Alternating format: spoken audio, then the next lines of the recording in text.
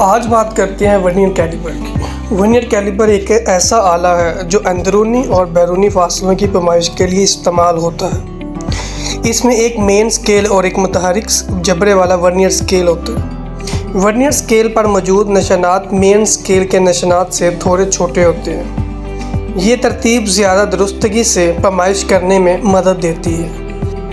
اس آلے کا نام پیئر ورنیئر ایک فرانسیسی ریاضی دان کے نام پر رکھا گیا ہے جنہوں نے 17ویں صدی میں اسے ایجاد کیا تھا۔ یہ انجینئرنگ، مینوفیکچرنگ اور سائنس جیسے شعبوں میں استعمال ہوتا ہے۔ یہ ان لوگوں کے لیے ایک اہم آلہ ہے جنہیں درست پیمائش کرنے کی ضرورت ہوتی ہے۔ اس تجربے کا مقصد طلباء کو ورنیئر کیلیپر اور اشیاء کے طول و عرض کی پیمائش میں اس کے استعمال سے واقف کرنا ہے۔ اس تجربے کے ذریعے طلباء ورنیئر سکیل کو پڑھنا اور آلے کی کم سے کم پیمائش کا تعین کرنا سیکھیں گے۔ اس کے علاوہ طلباء مختلف اشیاء کی لمبائی، چوڑائی، موٹائی اور قطر کی پیمائش کرنے کے عملی تجربے حاصل کریں گے۔ اس تجربے کا مقصد طلباء کی پیمائش میں اہم شخصیات اور غلطی کے تجزیے کی سمجھ کو فروغ دینا ہے۔ بالآخر یہ تجربہ مستقبل کے سائنس اور انجینئرنگ کورسز میں زیادہ پیچیدہ پیمائش کرنے کی بنیاد فراہم کرتا ہے۔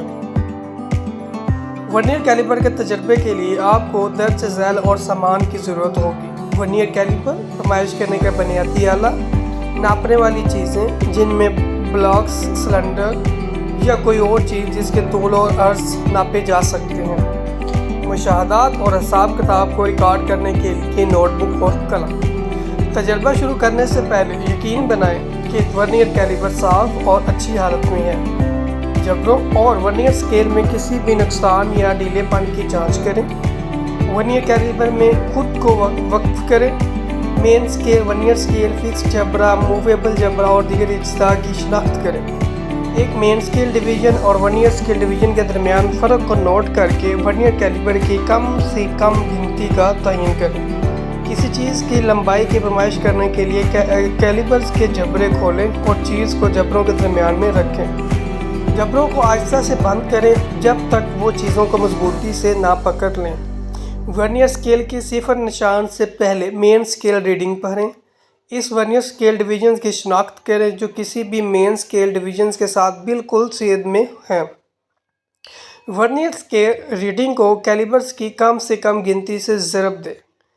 حتمی پیمائش حاصل کرنے کے لیے مین سکیل ریڈنگ اور ورنیئر سکیل ریڈنگ کو شامل کریں۔ ضرورت کے مطابق چیز کی چوڑائی، موٹائی یا قطر کی پیمائش کے لیے 3 سے 7 مراحل دہرائیں۔